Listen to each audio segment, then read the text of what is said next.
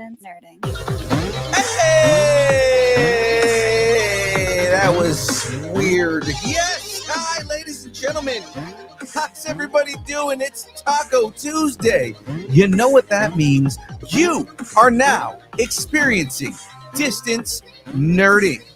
I am your boy, Young Phil. She is Jen the Frey Girl. And James, we're here to nerd together. Oh, yeah. Together. Nailed it for the 237th time, talking about anything pop culture, news, movies, food, music, wrestling, comics, Comic-Cons, whatever you're nerding out on, we want to talk about it. Now, of course, if you're watching on YouTube, all the places, of course, you can hit that like button, hit the subscribe button. Really helps us out, guys. Listen on your favorite podcast app. Leave us a review. And remember, 5 stars helps us so much. It makes the algorithm think that we are actually good at what we do. All right. Well, ladies and gentlemen, you can follow us on Instagram, Facebook, Twitter, Twitch, Threads, Blue Sky, Discord, all at Distance Nerding. And of course, you can email us.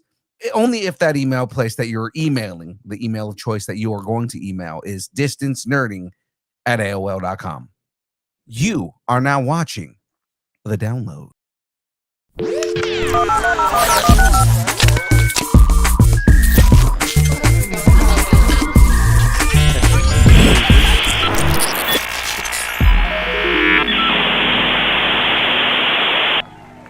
For more news, trailers, reactions, check out the Distance Nerdington post. Let us know what you're nerding out on and visit the Distance Nerdington post on Facebook. That's right. Well, ladies and gentlemen, this is Casting Cash, Bonza Ginger, Wigs playing a robot, and the MCU just beamed up a Star Trek alum. Ladies and gentlemen, it's now time for Jen to take over.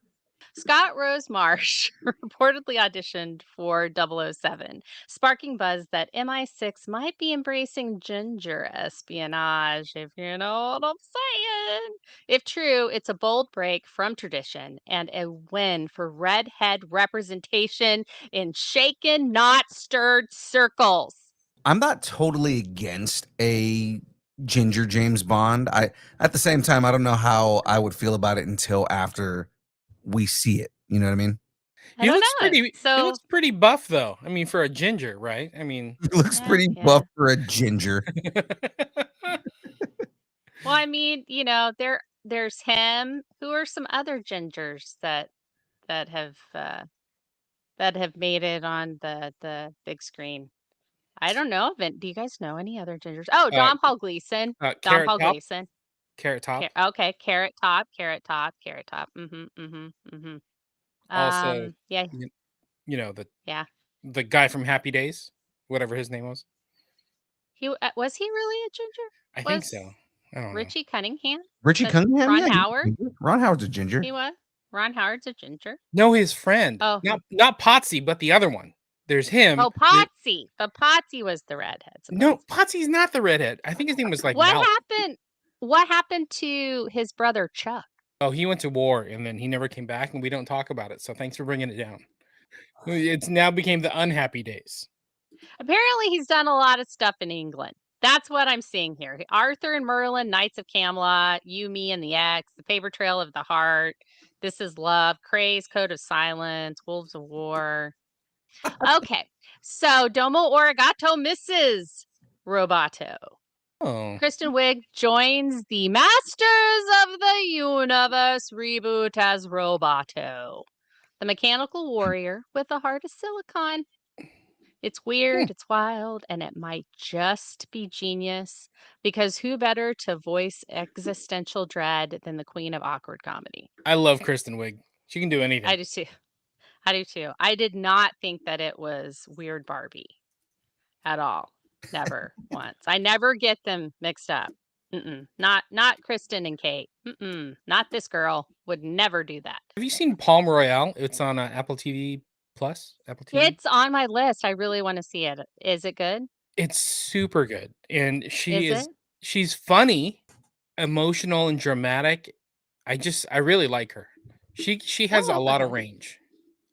I really do love Kristen Wiig. Yeah, Kristen Wiig does have a lot of range. She's a phenomenal actress. She's our new girl, Friday. Star Trek Picard's Orla Brady, at least, we know her from that, trades starships for Stark Tech, joining Vision Quest as Friday from Iron Man's loyal AI. With Brady's gravitas and Trek's pedigree, expect this upgrade to come with some serious emotional bandwidth. I just think Vision Quest, and when you go on a Vision Quest, it's kind of an astral projection thing. So you're in you're kind of in your head and you're doing head things. So I think that's what this is. I think it's going to be in his head. And then I think while he's up here doing the clickety clackety of his brain, his body has all these parts. He's got these automatons going, and he's making them all bodies, and then they're all gonna come after the Avengers. See, I That don't last know. part is not real. I don't know where I stand on that, just because that's not what happens in the comic. And like in the comic, it is like more of a quest and kind of going out and looking for himself and looking for his family and everything like that. So it's not going to be in his head. Like, he is going to create stand-ins for his family and friends. I honestly, I heard Vision Quest, and I was like, either he's gonna become a teen spy, or it's gonna be like a vision, like he's gonna get beyond peyote, but like the Android version of that, and then he's gonna go on a vision. He's going to go on Android peyote. Yeah, that works. Oh, that's good. Well, you remember what gum did to him? Think about what peyote would do. Come on. What am I saying? I do sort of agree with you that with the cast that they're assembling for the show, I think it's going to be a very human-centered show. It's not going to be a lot of robots doing fighty. I think it's going to be Yeah. a lot of discussion, a lot of emotional emotional relationships, and him kind of wrestling with who he's supposed to be and his memories. All right, and then fighting with his emotional damage. Emotional damage. Or weird theory number, I don't know. How long have we been on the show? 20 minutes. Weird theory 20. Is it weirder than robot peyote? No, No. I feel like that should be really like my new band name, Robot Robot Peyote. peyote. That's a good punk name. Yeah, Robot Peyote. I could It's a totally good do name that. for a podcast episode too. Oh, maybe. Okay, so no, but my theory is, what if they bring the framework back? Where they all went into the framework, but they thought they were in like the real world, and that's really what it is. So he's like uploaded everybody into the framework, and so they all have real bodies there. And so then, because I just don't see Vision, whether he's cataract or old school Vision, letting these crazy So many puns. so many See what you but did there. letting yeah, well, thanks. Seeing all these, like, I just don't let him setting these people out. I don't think he would set Ultron out again. You know what I'm saying? Like, so I feel like maybe it's got to be in a contained space somewhere. That's what I think. Because there's stuff that, yes, in Vision Quest, but Ultron's different in the comics. Like, he's still crazy pants. Don't get me wrong.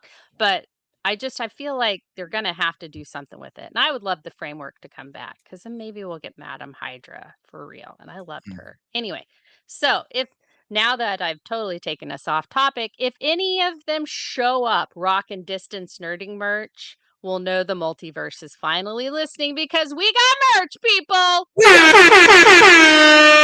That's right. We got merch, people. Not yet. No, oh, damn it!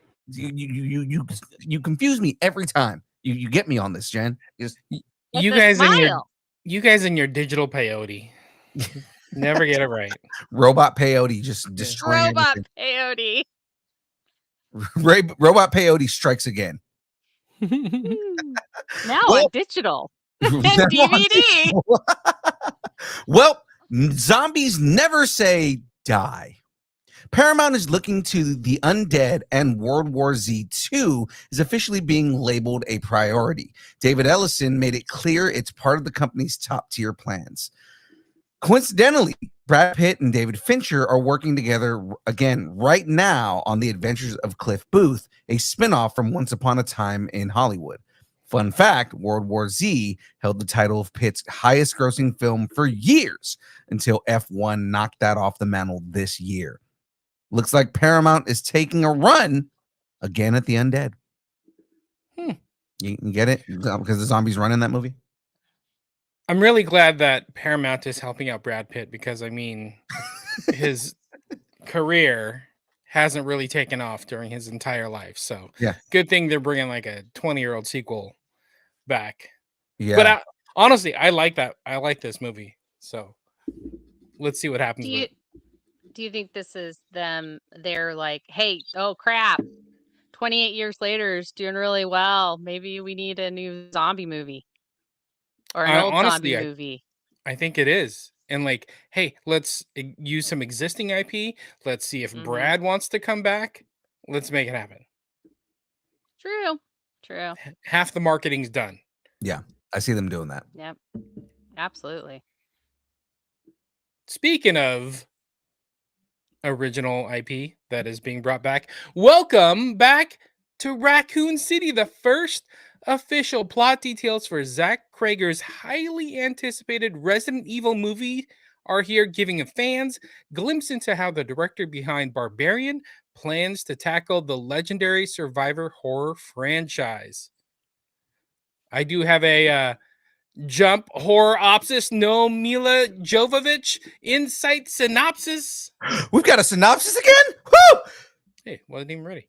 Yeah. Jump horror opsis, no Mila Jovovich insight synopsis. Woo! This guy's so excited. I haven't done one in so long.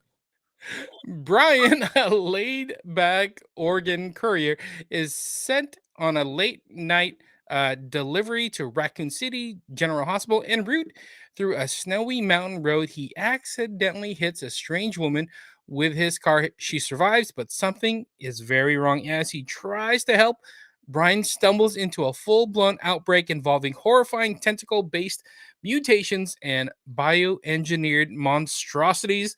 We will be going back to Raccoon City September 18th, 2026. That's awesome. Interesting. I'm interested in this because we still haven't had a good Resident Evil adaptation, so I'm still holding out hope that somebody understands the property and does a good adaptation of Resident Evil. I agree. You know, I watched shout out to Eric Ruiz. I saw him do or play it online, the latest version of it, and it looked like an interesting story. I don't know why they don't adapt it more closely to the games. They should. That's what everybody's complained about Yeah. for years. Is like, okay, you guys try to make it an action franchise. Like, can we not make this a horror franchise? It's good. Speaking of Eric Ruiz, I'm rocking a new shirt he just got me. Just made me. Oh, must wow. be nice. Look That's at that. cool. Shout out. Shout out to Eric. Hey, Good dude. so Travis Mitchell says, "How's it going, guys?" How's it, Travis? And he says Cameron Monaghan, though he's not British. Domhnall Gleeson would also be good because we were talking about the gingers. The gingers earlier. And then he wasn't a fan of the original show, but loved the 1987 movie for how dumb it is, and the Kevin Smith animated sequel was awesome. So He-Man, there we go. Then Yeah. Sandra Betty said synopsis. Say Wong is saying that Resident Evil is gonna bomb. Here's my counter to that. Zach Krager has done two really good movies. Barbarian was really good, and I'm not gonna jump on this too long. And then Weapons right now is getting nothing but praise for its psychological horror and how good and well it was executed. This is where I have faith in Zach Krager. Is he can do these kind of like outbreak movies. And I'm putting the faith in that. Also, he has said, he's put on the record that he is a massive fan of the games, and he also wants something that's more akin to the video games. So I'm holding out faith for it. I've never watched a Resident Evil, and I probably won't watch this one. As long as you don't watch the Netflix series, I think you're okay. I won't. I won't watch that. I won't. Is this the one with the Umbrella Corporation? Yes. Is that Resident Evil? That's Resident Evil, yeah. Well, I have seen a couple then, because I remember the Umbrella. That's the only thing I remember. No, you were watching Umbrella Academy. That's No. I have watched that as well, but that's not. No. okay. Who's I got the remember next? the Umbrella. I do.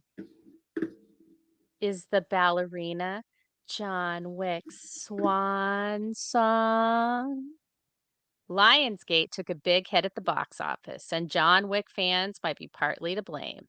Ballerina brought in 132 million worldwide against a reported 90 million budget. Not terrible, but when you compare it to John Wick Chapter 4's 447.3 million haul, the difference is staggering. 2 more spin-offs in development, a prequel series, and John Wick Chapter 5's in the works. Do we still think that's happening? Is the box office Wick for the John Wick universe getting short? It's a lot of wicks. I'm wicked out. I'm very wicked out. The whole thing is like Ballerina didn't go where they wanted it to go, because I mean they're trying to stay within the universe, but the draw to the John Wick movies is John Wick, and it's that story that we got with Keanu Reeves. So it's like, yeah, Keanu Reeves shows up at the end of this movie. I haven't seen it, but I know that's like one of the things that they put in the trailers. You know, this takes place in between, I think, the second and the third movie. And Yeah, something like that. yeah, and like John Wick shows up and whatnot, but like the entire movie, you know, doesn't focus around John Wick, so people were less interested in it, you know. So Why the is John James Wick fan flirting base, with the camera? the John Wick fan base didn't show up for this film. yeah, they didn't.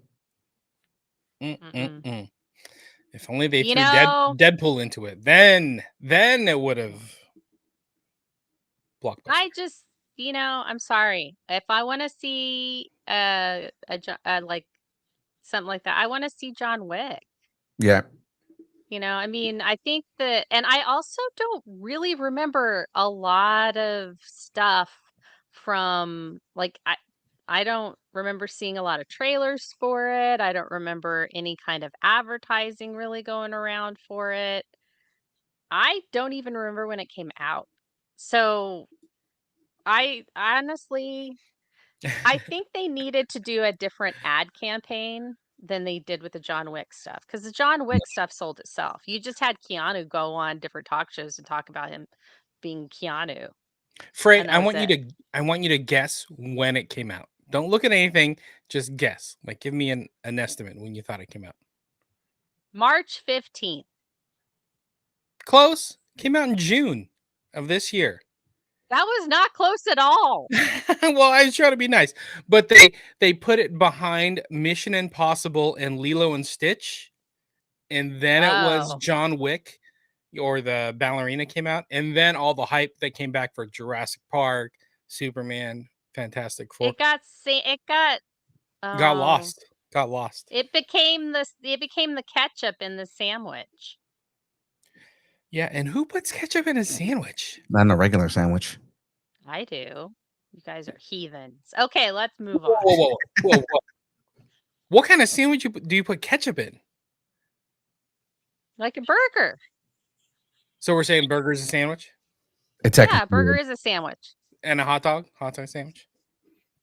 Oh, don't get me started on a hot dog. It is a sandwich, and I'll tell you why. It has a bun. There's meat. You can put different kinds of sauces on it, and you can have veggies in it if you want, depending on what kind of dog you want. All right. That's what I'm So by saying. those Sandwich. terms, a papusa is a sandwich. Is that the little pocket things? Yeah. I don't wouldn't say know what a pupusa as a I wouldn't say pupusa as a sandwich just because it's not bread. Are you gonna put ketchup on it? No, do not. what's a Okay. pupusa? Maybe I'm not thinking of what it is. So Pupusa is kind of like a tortilla with like masa with like filling inside of it. well, okay, so but it's more like a hand pie. Yeah, it's more like a tortilla, like a stuffed tortilla. Oh yeah, but I would say a taco's a sandwich. So why No, wouldn't a no, pupusa? Yeah. no. We're not going to argue this right now. This might be the alternate name of the show. A papusa is like a Latino hot pocket. Is that okay? Can we just say that? No? Am I offending people? Nice shirt though. I Is like your it shirt. open? Is it open on one side or is it enclosed? It's enclosed. Then it's like a hand pie. Do you not know what a hand pie It's is? not a pie, but I mean, we're not going to. A hand Empanada. pie is like an empanada, or it's like a pasty. Like Cornwall has pasties. It's just like covered with I got pasties. with with with bread. Not that kind of pasty.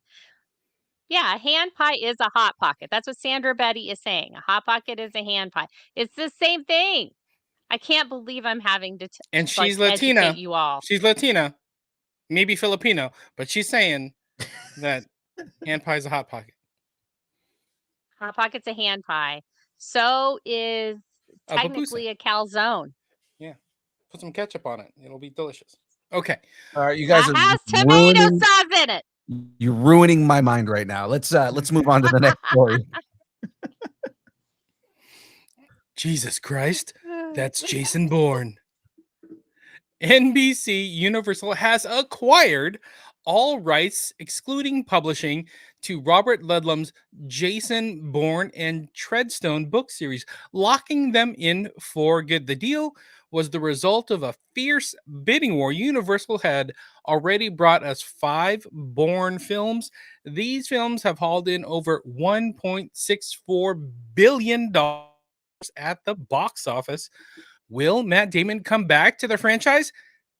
How would you like them apples? I don't get that reference. Do Different they say that franchise. a lot? Different franchise. Yeah. That's from Good Will Hunting. That's what I thought. I was like, this doesn't, why? Okay. Do you have another Bourne quote? No. Well, so fun fact. Oh boy. Robert Ludlum was my dad's favorite author. Okay. And so he loved all the Jason Bourne not movies, but all the books. And he was alive for some of the movies, but not all of them. But he loved Robert Ludlum. So he loved all this stuff. So I actually have a soft spot for Mr. Jason Bourne. Thank you very much. All right, that's cool. I dig that. And John Clancy's a hack. I mean, what? No. Wow. He also liked Clancy, Tom Clancy, but Ludlum was his guy. Cool. I'm glad Yeah. NBC Universal swooped this up for whatever huge amount of dollars they did, because that means Yeah. they're going to put more money into the franchise. So we're going to get a lot more movies or series based in this universe, and I dig it. I like it. I like it too, and I think it's something that could be updated into today's climate, because it's very much a today's climate kind of series. Mm-hmm. The books Yeah. themselves, because it's all about like, the government's gonna like either you're gonna do what they want or they're gonna make you do what they want, because that's what it's all about. But yeah, I really dig this. I think this could be really interesting, an interesting move. So And maybe this is where Jeremy Renner ends up, since he's not going back to Disney, right? He's not going back to I was Marvel. gonna say, but they could also do a lot of things. Since Alan Rickson is not Bruce Wayne anytime soon.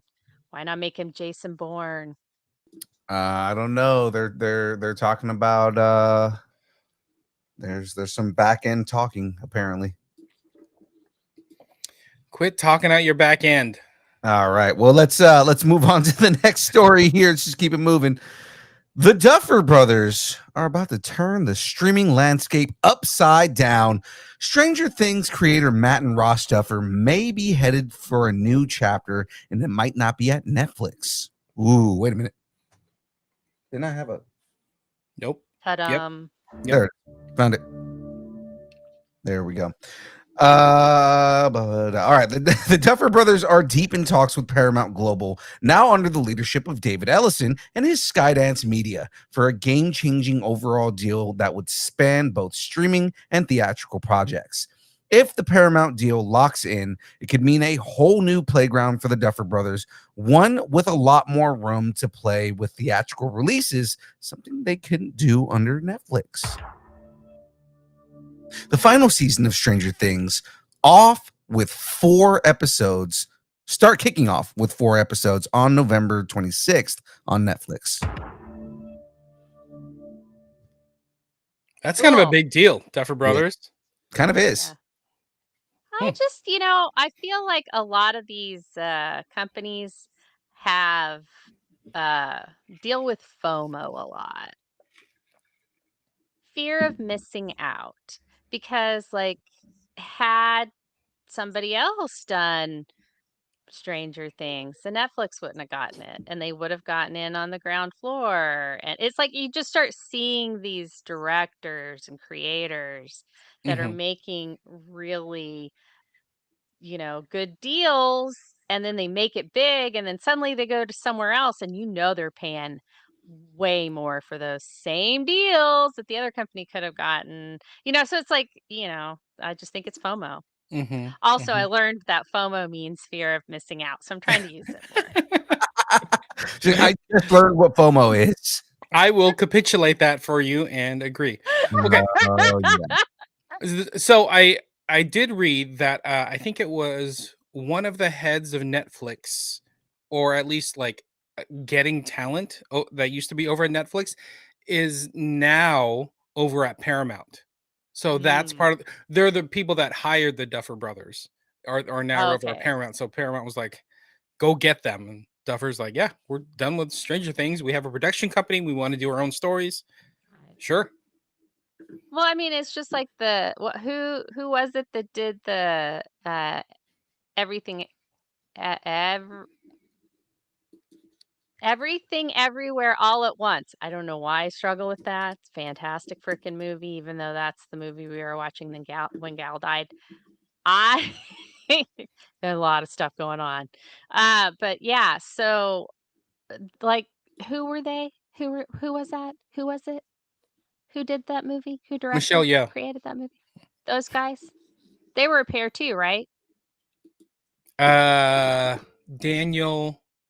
The Daniels. Daniel, yeah, Daniels, the The Daniels. Daniels. Let's just say the Yeah, Daniels. the Daniels. Let's Well, I go mean, with that's that. what they call them now, is the Daniels, but it was 2 guys. And so like, and they did their like that movie at A24. Imagine Mhm, if they had done that movie at a bigger studio, and mhm. like it's just like it I just feel like indie stuff is winning so big now. And Netflix isn't indie, well, don't get me wrong. But you know what I'm saying? Like whoever takes the risk on somebody new and it pays off, suddenly they're the, wonder kid or whatever. And so Mhm. I just like it, and I'm just gonna call it FOMO. Yeah. It's FOMO. Well, not a 'Cause lot I of know what it means. not a lot of them are missing out now, because I think it's easier for independent or up and coming creators to get a swing and hit a home run. And things like the Duffer Brothers and Stranger Things get to land and take off, or things like K-pop Demon Hunters gets to land and take Look off. at Oh, there. snap. Look at that transition, yo. Slay, scream, repeat. K-pop Demon Hunters has become a full-on cultural phenomenon. Phenomenon. Now, Phenomenon. that massive success is about to jump off the small screen and into theaters. K-pop Demon Hunters is heading to theaters for a limited time sing-along event. Yes. This sing-along release follows a growing trend of fan-driven theatrical re-releases like Taylor Swift, The Eras Tour, Minecraft movie, and Wicked. Tickets are on sale now. The special edition will take down select theaters on August 23rd and 24th. And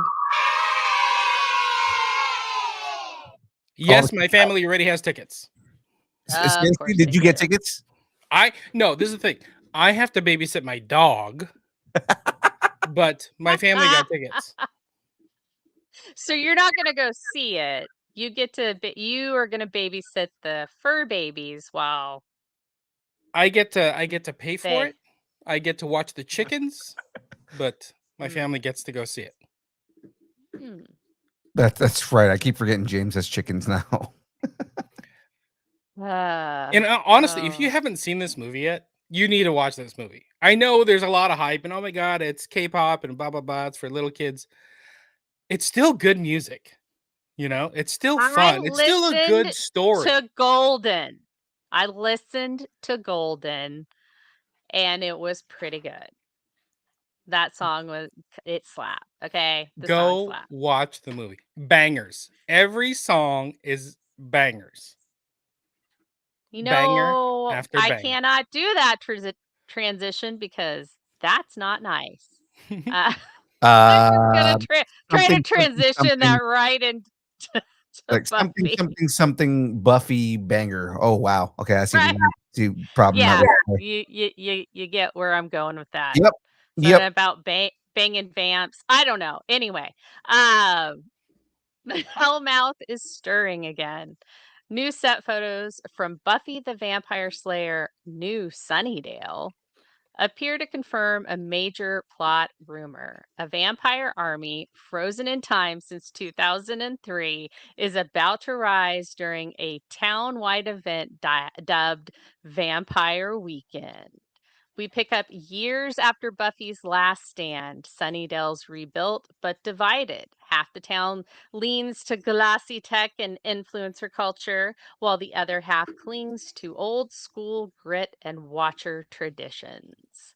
Buffy herself returns in a mentor role, training a new Slayer who may or may not be her daughter, while the undead resurgence threatens to tear the town and the legacy apart. With echoes of the original series and a fresh Gen Z twist, New Sunnydale promises high stakes, deep lore, and a whole new generation of chosen ones.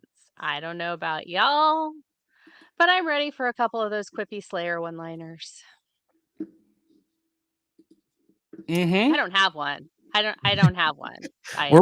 We're ready for a new for a new, not new take on Buffy, but like, addition to Buffy.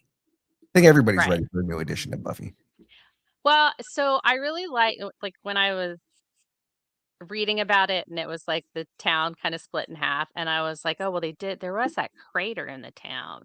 So do you think like that crater like it's literally divided the town and like half is like the glitzy LA type and then the other half is like I'm picturing, and this will not be it at all, but like one of those old like Slavic villages from like the 1600s where everyone's wearing like a kerchief as a hat and like and they all have big warts and they know witches are real and stuff, which I mean in this universe witches are real, but that's what I'm thinking. Like you've got these like power 80s like uh American Psycho types on the glitzy influencer side, and then on the other side it's like a 1600s like Transylvanian village. That's what I want, but I don't think that's going to happen. Probably Oh, that would be that's fantastic. interesting though. Like that would be an interesting take to go into. You have these people that come in and they've got like these old clothes and they're like, oh, look, we're in the new city. This is fantastic. fantastic. It's New Sunnydale. Oh Lord, look at us. And and you've got these people in like these huge heels and like, you know, lip gloss up, up the wazoo. Click, click, click, click, click. Kind of, anyway. Sorry. That's just I was gonna let you go for as long as you were gonna go.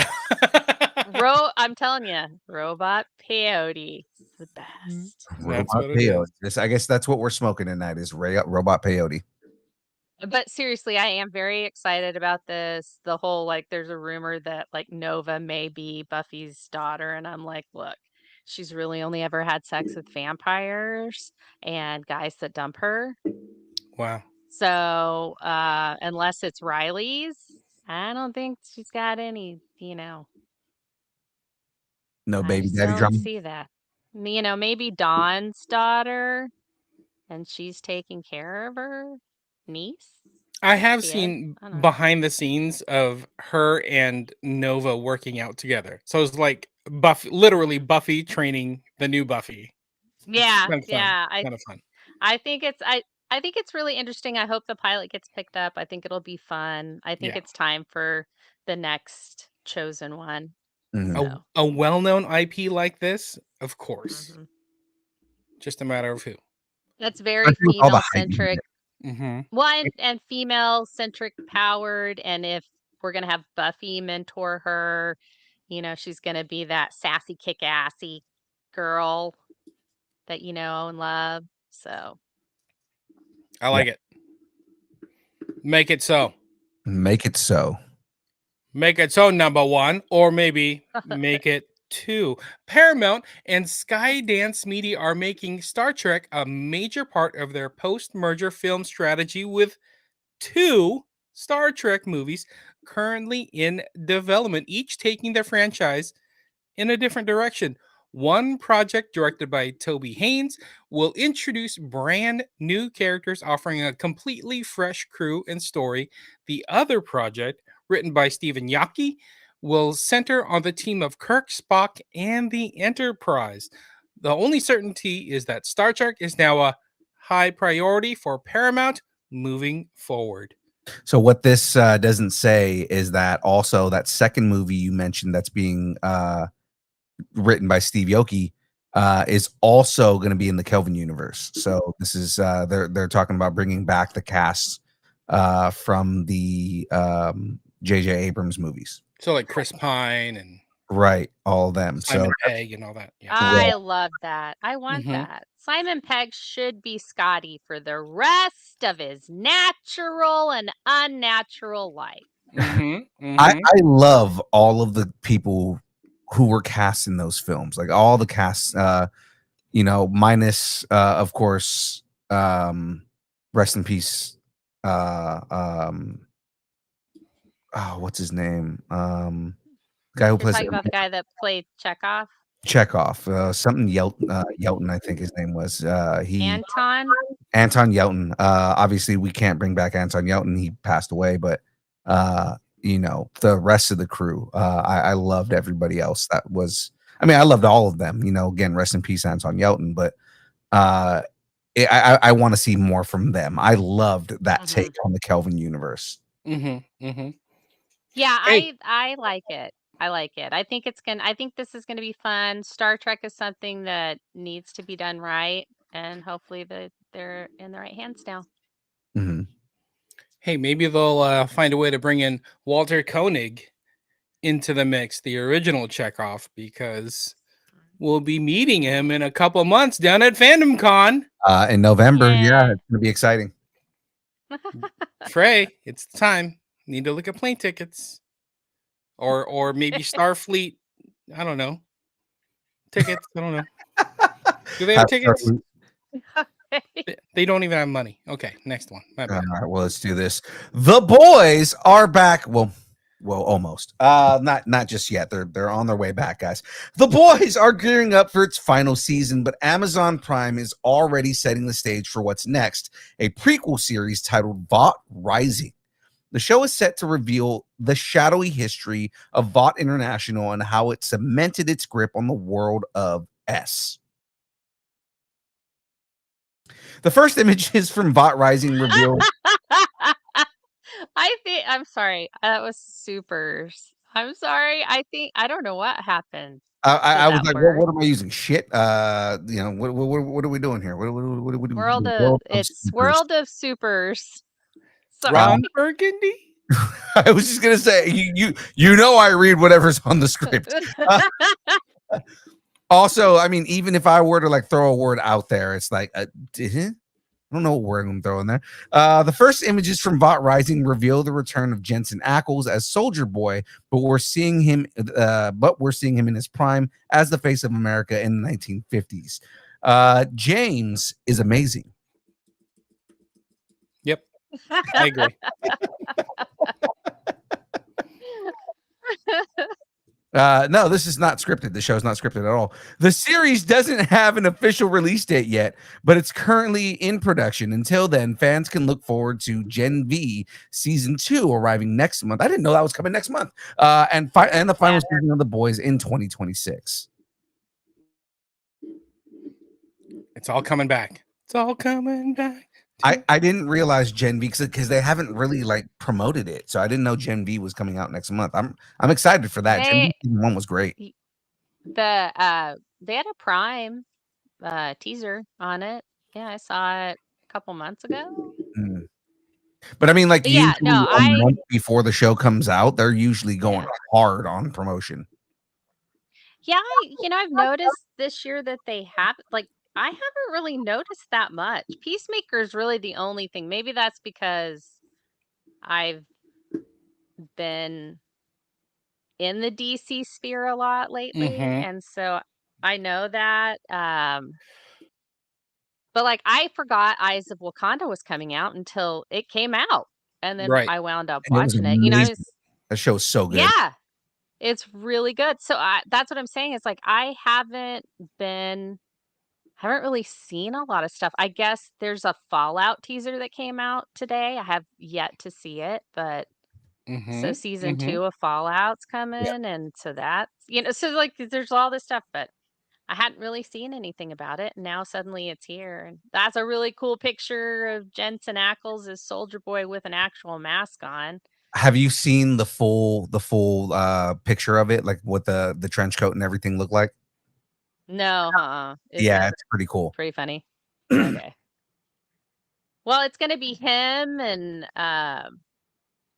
Jared Padalecki and Misha Collins are all gonna be on that last season of The Boys.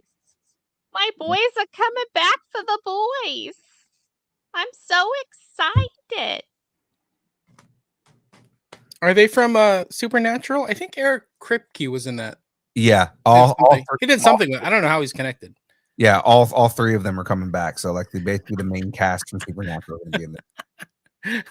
He directed it or something. I don't something know. like that. PA. He needs to come on the show so he can tell us all about it. I like it. All right. Next one. All right, let's go. All right, young Phil, I'm gonna let you do the intro because I know you want to do this intro. He's still trying to get the Toshi station for some power converters. Lego Star Wars Rebuild the Galaxy Pieces of the Past, longest title ever, is coming to Disney Plus this fall, and the trailer just dropped featuring none other than Mark Hamill back as Luke Skywalker. What? This new 4-part animated special is a sequel to the 2014 Lego Star Wars Rebuild the Galaxy. Only took 11 years. I know, right? I do it have takes a long time to rebuild a galaxy. Okay, I give you that. I'll give you that. Hold on, wasn't that 2024? I thought that came out last year. That's another typo. That happens. Hey, he's only got one hand, okay? Leave him alone. Typos are going to happen.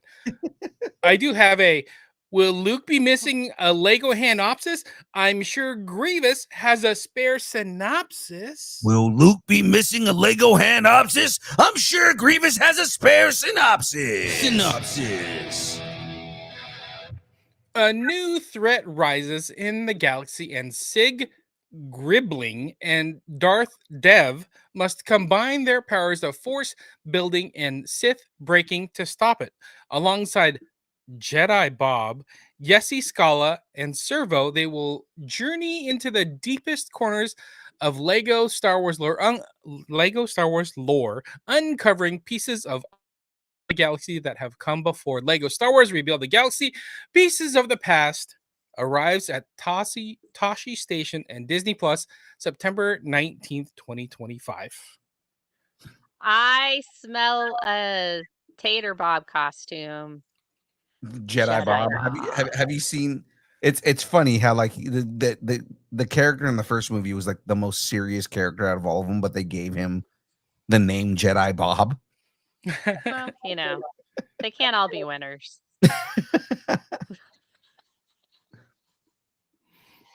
All right, I'm down with some Lego. Show me some Lego. So- At least they're having fun with it. Yeah. I'm glad they're doing stuff like this. They need to. Lego, I mean, it's bricks, people. You're just building stuff.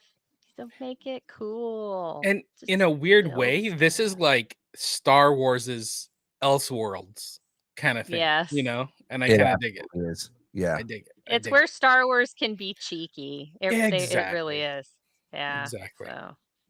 So do you, James, do you want to introduce like how we're doing?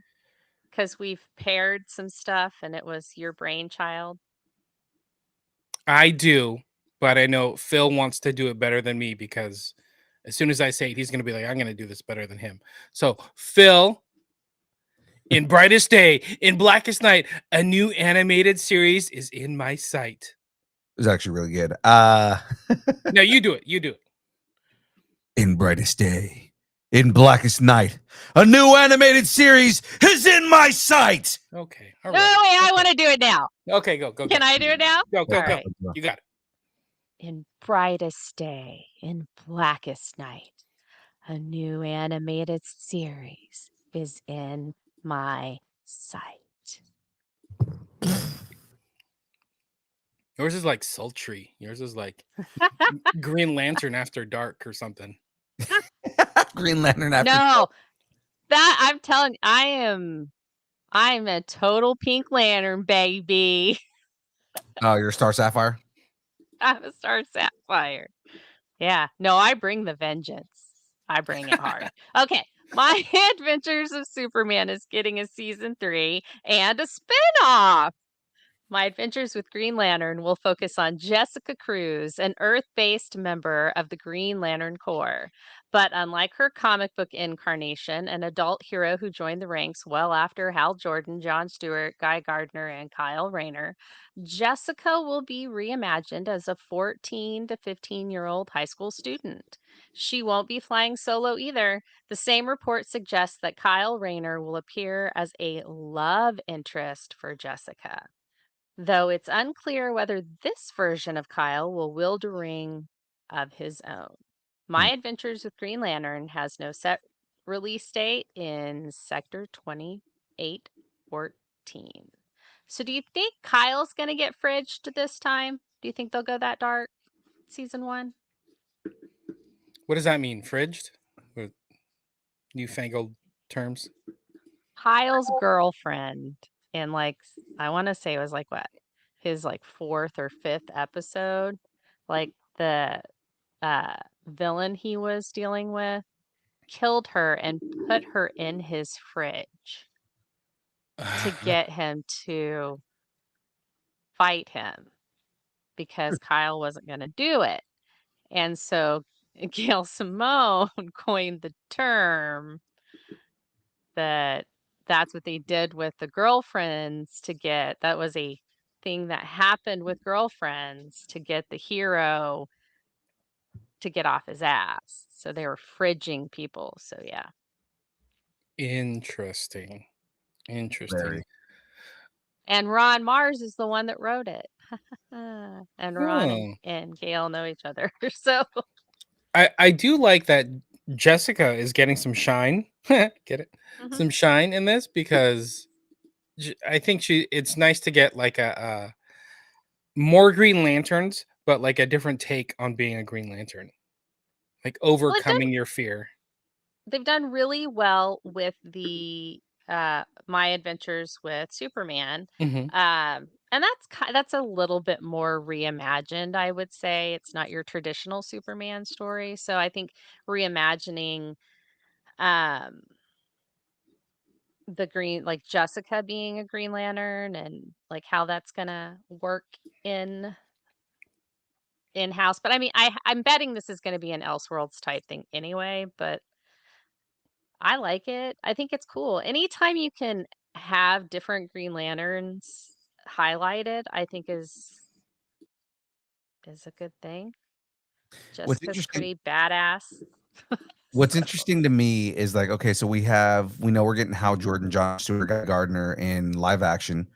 In this mhm. animated series, we're getting Kyle Rayner and Jessica Cruz. Where's Simon Baz?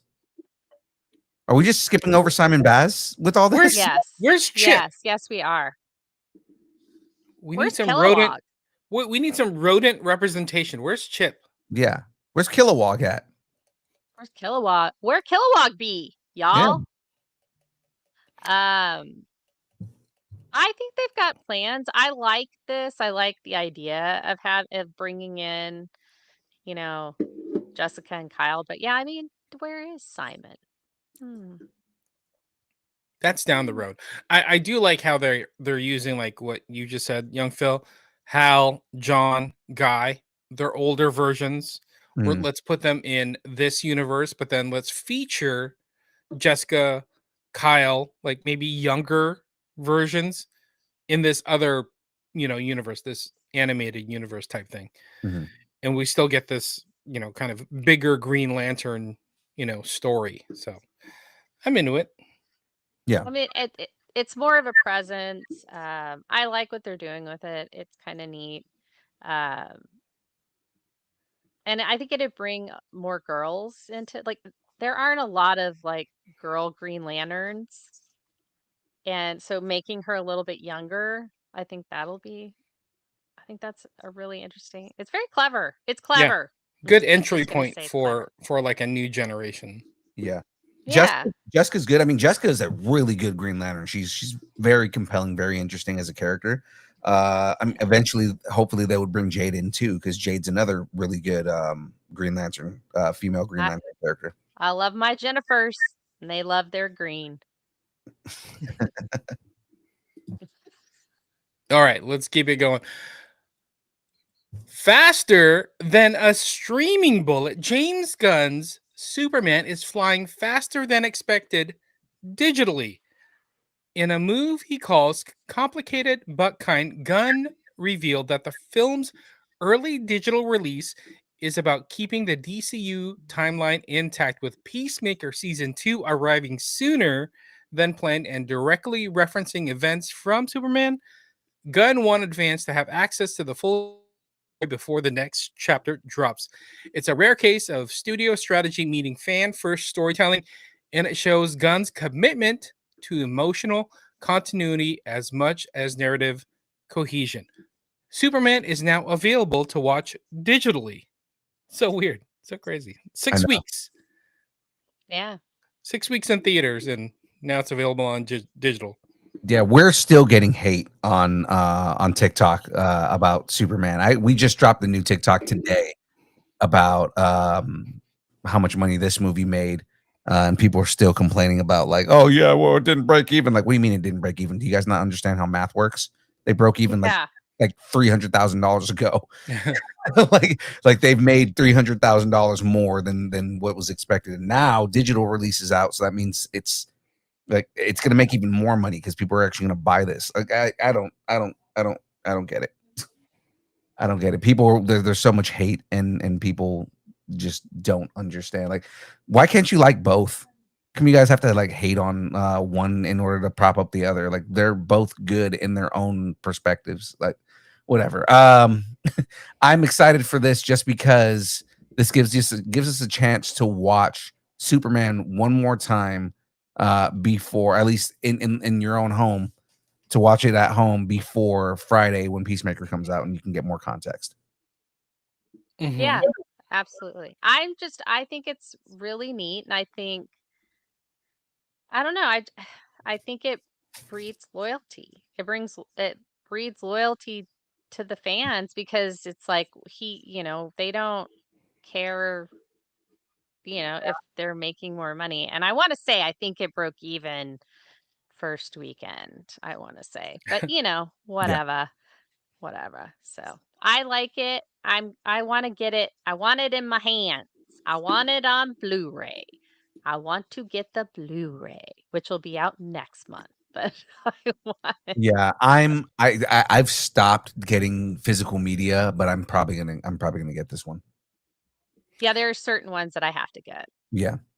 I know this is because of Peacemaker, but it's a good marketing strategy just to keep DC as like a whole in the zeitgeist and keep us talking Mhm. about it.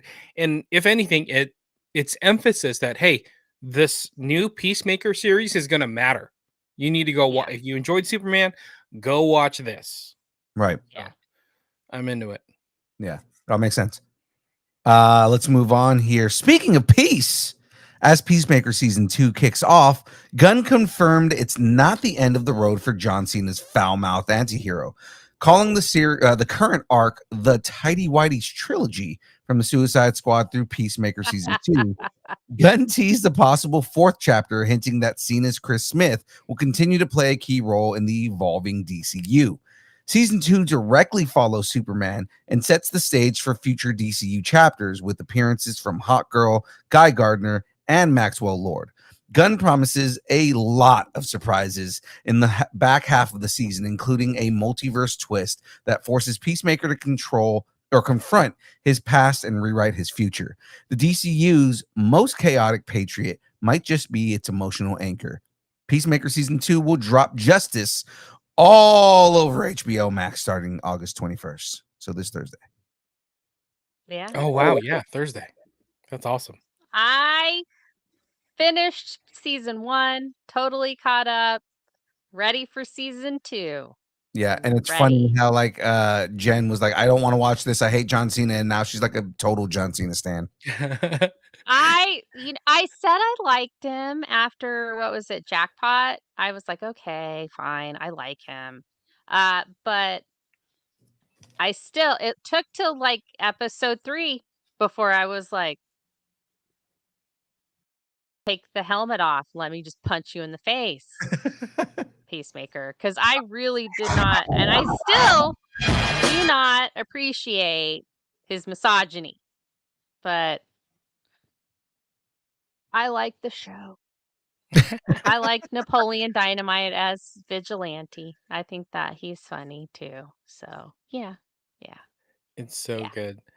I don't know plot details yet for season 2, but I saw BD Brandon Davis did like a spoiler-free review of like the first 5 episodes. Oh, that's it too. And he said the first 5 episodes are amazing. It's super fun. He liked it, didn't love it. It definitely felt very James Gunn. James Gunn does flawed human being storytelling really, really well. And this is Peacemaker is exactly that. And he also said that even though they released screeners out, it's only the first 5 episodes that went out as screeners.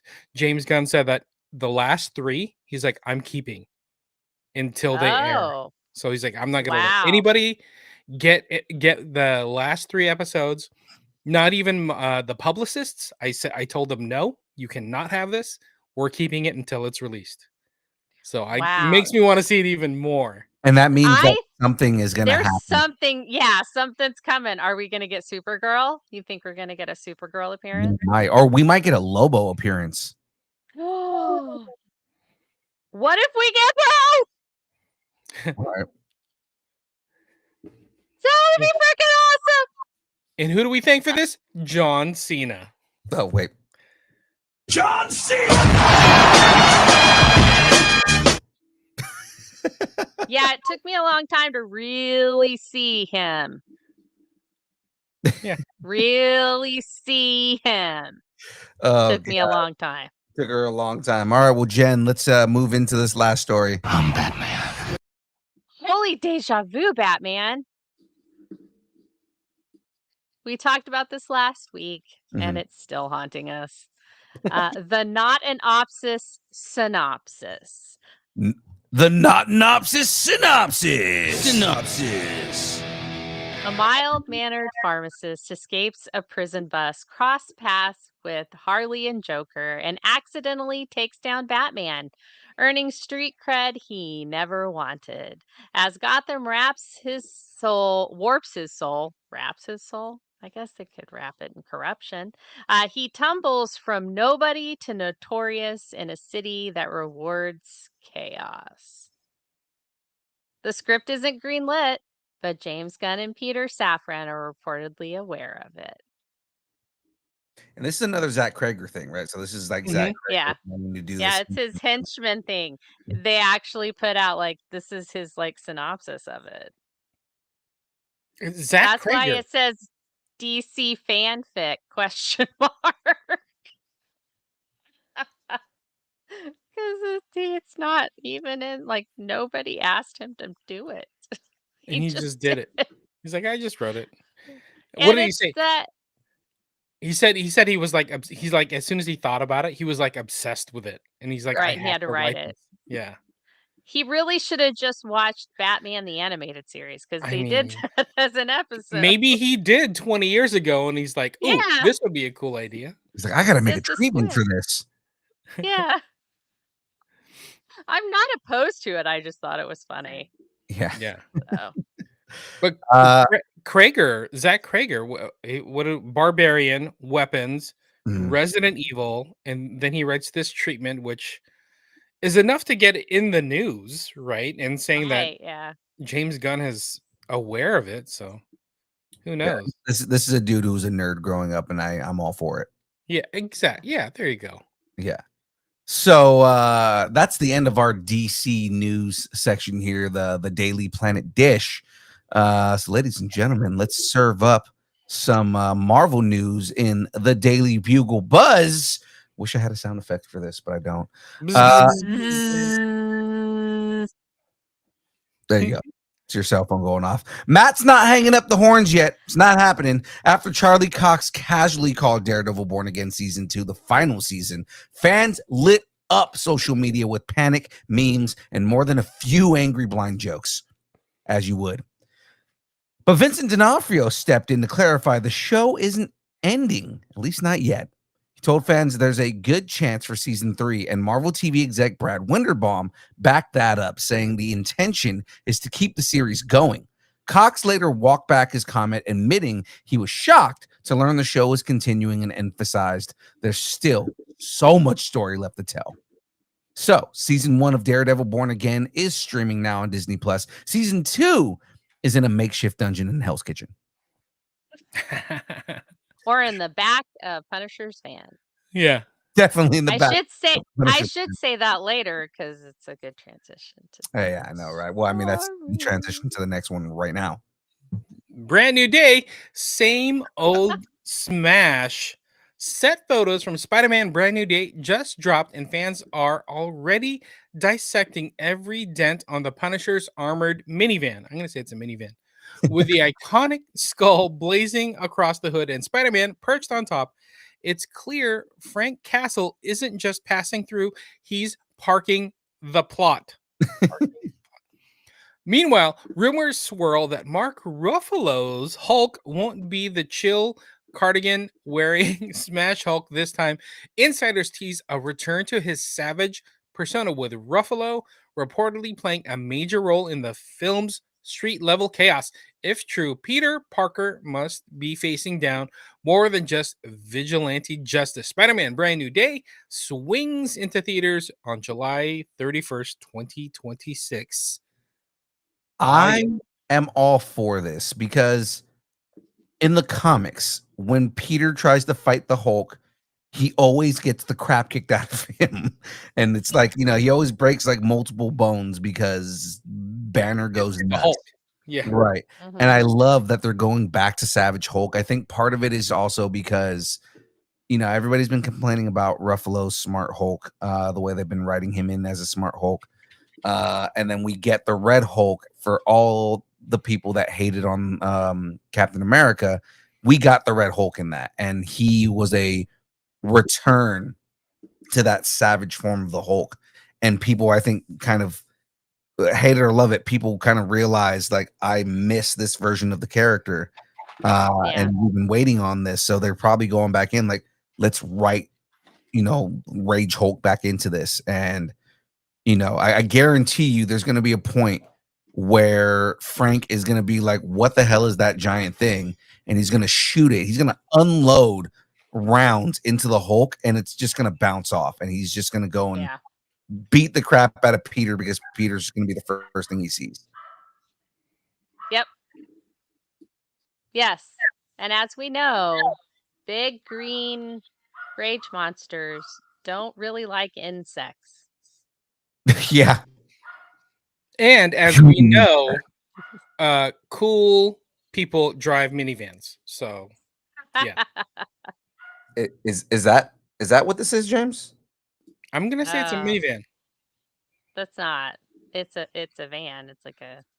It's an armored truck more than anything. But smaller, like mini. So thus a minivan. Oh. Yeah. Okay. Yeah. He's totally rocking the dad van. Yep. Shaggin' wagon. I like it. Oh my god. Some cool people. Maximum effort. He tried, ladies and gentlemen. He tried. Well, let's jump into this next thing. Get your spectral sock out, nerds. It's gonna get good. That's right. Rumors are swirling that Chris Evans' Captain America isn't just returning for Avengers Doomsday. He's the reason Doom's throwing a tantrum. According to Scooper, My Time to Shine Hello, Steve's time-traveling detour with Peggy Carter may have triggered multiversal incursions, and now Doom wants him dead. Meanwhile, Ryan Reynolds' Deadpool is officially confirmed to appear, but not as part of the Avengers lineup. Expect fourth wall breaks, chaos, and zero respect for team dynamics. He's the wild card in the film, already stacked with returning X-Men, Fantastic Four, and Doctor Doom, played by Robert Downey Jr. This is about to get good. Don't forget your chimichangas and your emotional support Avenger, which I think in his case is Wolverine. Yeah, I think it would be him. Well, I mean, he could also go Scarlet Witch, I guess. Yeah, but Wolverine in the comics is an Avenger, so that's where it's like he's an emotional support Avenger. So is Scarlet Witch, though. True. Rogue is too, as well. I mean, you could really just pick anyone. But I say Wolverine is his emotional support Avenger because he already has a Wolverine. So yeah, as a Wolverine. So who's your emotional support Avenger? My emotional support Avenger is Jeff the Landshark. Jeff the Landshark. When are we gonna get the chairs? When do we get official announcements from all this? Who knows? I don't know. I hear chairs. I know what you mean by that now, but immediately I went wrestling. It was like somebody getting hit with a chair. I thought you were talking about like we were getting distance nerding chairs, and I was like, we're getting chairs. Since when are we getting chairs? That would be cool too. All right, I'll see what we can do. See what we can do for that. All right. No, I heard like the 27th, 28th, Marvel may have an announcement. Oh, this month? Yeah. I told them no. Well, maybe that's why we haven't heard, because you told them no with a stern voice like that. Tell them no. Feige knows what he did. Nope. Bad Feige. Jesus. All right, let's move on to the next story here, guys. Strange is back. Clea's in charge, and the multiverse is on life support. New rumors say Strange is a major player in Avengers Doomsday and Secret Wars, not just a cameo. He's back from the dark dimension with Clea, new powers, and a mandate to fix a multiversal incursion by any means necessary. Times moved differently for him, and he's no longer the man we knew. Expect a darker, more decisive Strange who's willing to bend reality and morality to save it. Reality's cracking, Strange is done playing nice. Clay has got his back, and the multiverse may not survive his solution. Man, that I robot went really peyote. dramatic with that one. That robot peyote is making you slow down. Woo! That's what happens when you come down off the high off of a robot peyote. Yeah. Slowing down, like the entire world slows down. I want some answers. I want to know where Doctor Strange has been this entire time. It's Yeah. He's been getting his strange on. He's definitely getting some strange. Definitely. Getting some purple strange. That's right. yeah. Because I hope they do something with him. Do you think he's going to get another movie down the road? he will. I hope He will. so. There's so much more story to tell with Doctor Strange. You can't just like cut him out now. There's no way you could do that. Like the mystical stuff, like everything that you get into with Doctor Strange, there has to be another movie. Absolutely. I agree. I think so. They've got to they got to wrap up the whole what's going on with the third eye thing. Oh, the forehead. And yeah, the third eye. And then we have to I have to know, is Wong really the Sorcerer Supreme now, or is Strange the Sorcerer Supreme again? I want to get back into that. I also want to get into the more mystical stuff. And now we've had a couple of witches show up and death. And Yeah. I think it's about time for stuff like that. We're on the cusp of like Blade and Ghost Rider, and Strange straddles both of those. He straddles the superhero and the mystical realms. So I do think that he would be a really good gateway hero to introduce more mystical heroes like Blade and Black Knight. Right. Or twist. The Sorcerer Supreme is Madison. I mean, yeah. She absolutely is. I can't wait until we find out that Jake the Goat is Mephisto. That's when I can't wait to find that out, and that Madison is BFFs with Mephisto. I mean, now that we have Mephisto in the MCU, right? It would make so much sense. He is. It's headcanon. It's my headcanon, and it's gonna happen. Manifesting. It's like Mephisto is an ex of Madison's, and he's always like, "Oh, Madison, come! I've got all these souls. Do you like me more now?" And she's like, "No." Yeah. She's like, "Oh my god, they're totally doing the a reverse of the Infinity Gauntlet comic book." Yeah. Where instead of Thanos trying to impress Death, it's Mephisto trying to impress Madison. Yes. I'd watch that. I'd watch that right now. I would too. And Mephisto gets really jealous of Wong, but Wong's seriously just a platonic friend. And so, it's Mephisto puts a curse on Wong for him not to be able to die. Boom! Now we just tied in the Deadpool love triangle in the comic. There you go. And then Deadpool shows up and he says, "Oh crap, I'm not in this one. I'm only in the comic." And then he fucks off. That would be so good. He just walks in on a scene, looks at the camera and goes, "This seems familiar." Yeah. Frank, clip that and send it to Kevin Feige. Right. Let's move on to the next story. I don't even remember what the story that we were talking about was, but I am glad we went where we went. That's all. Our attention span went into the void, but the void is coming home. Marvel's Thunderbolts hits Disney Plus on August 27th, bringing its rogue squad of anti-heroes to the small screen after a theatrical run packed with betrayal, redemption, and one very manipulative Val. The team returns with a new name, the New Avengers. New Avengers, same old dysfunction, August 27th on Disney Plus. Can't wait to go watch it again. That movie was good. I liked it. I loved that movie. I want to own it too on Blu-ray, so I will be trying to find it on Blu-ray. Mhm. I 'Cause can't really wait to watch enjoyed it again that for the first much. time. Yeah. Well, so Shadu hasn't seen it yet. Oh, me and Shadu should hang out, watch it. Yeah. He hasn't seen that. He hasn't seen Superman. He hasn't seen the Fantastic Four. Has he seen Iron Man? Has he watched that one? Where's he Ooh. going to start? He In the has been chat, filming a movie. Okay, go ahead. so going into the chat right here, Travis Mitchell said, one bizarre theory I had was when Ironheart makes a deal with Mephisto, the catch is, through name, he gets the soul of Tony Stark.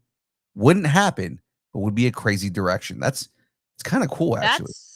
That's a really good idea. That would be, oh wow. Yeah. Travis Mitchell showed up Yeah. with bangers. Yeah, That's awesome. That's a banger theory. I like That's it. meaty. That's got some meat to it. I like it. I like that Sandra said that's still no excuse for all the other movies he hasn't seen. We're trying. We are trying to get him. We are trying. Right. But yeah. Let's Yeah. carry He's on. probably not even going to watch the movie he's making. The He will. Shadu guy. You're not He wrong. will. You're not wrong. He probably won't. Yeah.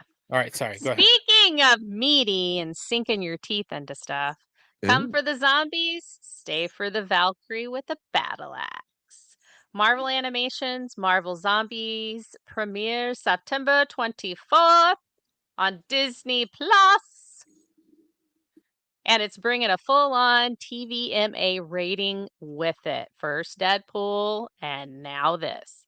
The 4-episode miniseries spins out of What If, diving into a post-apocalyptic MCU where the Avengers have fallen to a zombie plague.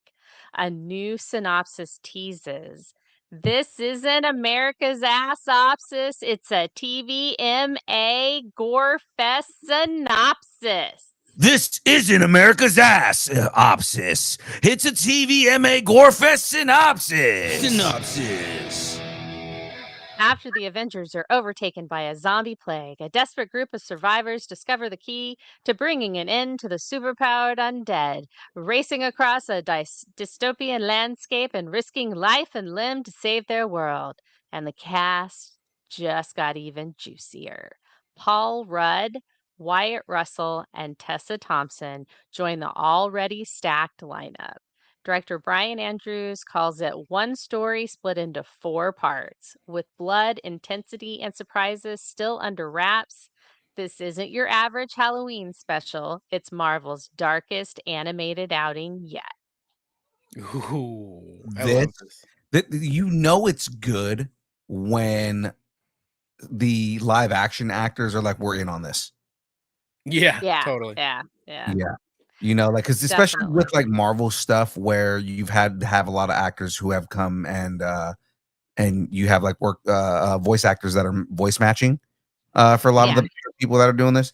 Like they're like, oh no, we're in on this. Like the live action actors are voicing the characters, and it's like, this just is more proof that it's got to be good. Well, and Tessa Thompson, she did What If, so I mean, she's done it before, but I think it's cool that they're coming back to do it, and that anyway. Now, I'm not sure if this, I'm going to call it a miniseries, this 4-part series. I'm not sure if it's going to connect to the What If episode or series. Mm-hmm. I'm not sure if because it's Travis the same. was like assuming it's the same continuity. Oh yeah. What If episode? Well, I couldn't remember if Ant-Man was dead in that one, but I'd have to go back. I thought he was, but yeah, it may or may not. I don't know. I don't know if it's. I love Marvel Zombies. I love the comic. I love DC Deceased. I love that series as well. I don't know. It's something about these like Elseworlds, what if stories that involve zombies totally gets me. I love it. I like that they're really reading the climate. So it's Mhm. like, oh, we're gonna put this out in September because it's gonna be close to Halloween. And Right, I right. love that. I do love that because it's like, oh, I want something kind of spooky, Mhm. Halloweeny, and it's coming out right before that. So I think it's neat. Yeah. And yes, I said Halloweeny like 3 million times, but I made my point. I love it. I'm into it. I want to see it. Absolutely. Let's jump to this last story that we've got on our little Bring page. it home. Bring it home, young Phil. Bring it home. Xavier School for Gifted Youngsters just got a TikTok account and a vape ban. Fun Huh. time. Marvel Studios has reportedly kicked off casting for its long-awaited X-Men reboot. The Thunderbolts director Jake Schreier tapped to helm the project. The film is said to lean into a youth-focused tone, with Michael Leslie penning the script. Rumored contenders include Harris Dickinson from Triangle of Sadness as Cyclops, Margaret Qualley as Rogue, Julia Butters as Kitty Pryde, and Hunter Schafer as Mystique. Ayo Edebiri as Javier Bardem are also reportedly in the mix for Storm and Mr. Sinister, respectively. Feige's Vision, a modern coming-of-age mutant saga that breaks from the Fox era mold and dives deep into identity, conflict, and scale. Mm-hmm. No official confirmations yet, but the casting buzz is loud and the X Gene is definitely active. Yes. Yeah, I'm excited for this. I love the idea of Javier Bardem as Mr. Sinister. I think he is a solid actor. The dude can act his way in through anything. And him Yeah. as Mr. Sinister, like it would be very interesting. Ayo Edebiri, she actually has if you've seen some of the mock-ups of her Storm, she looks great. Oh Hmm. yeah. Well, and she could do it. I feel like she could have that like haughtier accent, the whole British thing, because she's very British. So I'd love her to just be British, Wait, and this is and the that girl be her from accent. The Bear? Accent. Yeah. She's British? Yeah. Oh wait, Oh no, no, my no, no, no, no, no. Sorry, my bad. I was thinking of somebody else. For me, I mean I was thinking of Cynthia Erivo. oh yeah, no, Cynthia Eriva's a whole different thing. And a lot of people want Cynthia Eriva to play her too, but with that version of the character, like I totally want her because you got to remember, Storm is she's like an African princess, Yeah. so it's like I want that, just the same way that we got a T'Challa from Wakanda that spoke Afrikaans. I want something kind of like with that sort of accent, right? Like Hmm. a very African Storm, because that's what she should be. Right. Yeah. Yeah, and I mean, and then there was that part like they had her be a thief in Egypt for a little while, and that's where Mhm. she met Shadow King, and so there's that too. So she could even have a slight like Egyptian tinge to her accent as well if she wanted. Okay, But yeah, I love it. I love so, that. so I being more think North African than like Central African. yeah. Okay, Just depending on which way, like what they focus on. If they focus more on the African princess part of it, then she could be more Central African. And but if they focused on her being, a thief in Egypt, so then they could do that. They've got a couple places to go, I guess, was what I'm saying. In a right. roundabout way, I'm saying that yeah, she's fantastic. Let's do this thing. Come on.